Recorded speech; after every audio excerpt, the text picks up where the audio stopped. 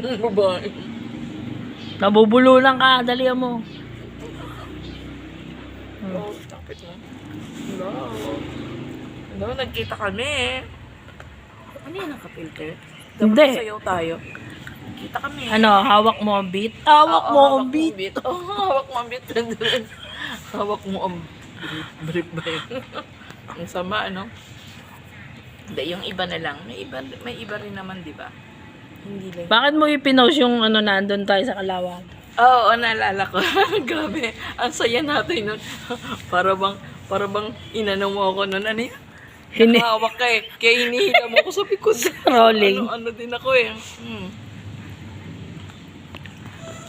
Kaya guys, dito kami sa Clubhouse ng Langgam St. Joseph 10.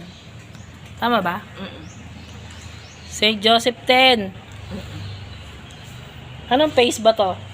Phase 1, phase 2, Hindi ko alam. phase 3. Apply ka itong third. Ano? May link ka.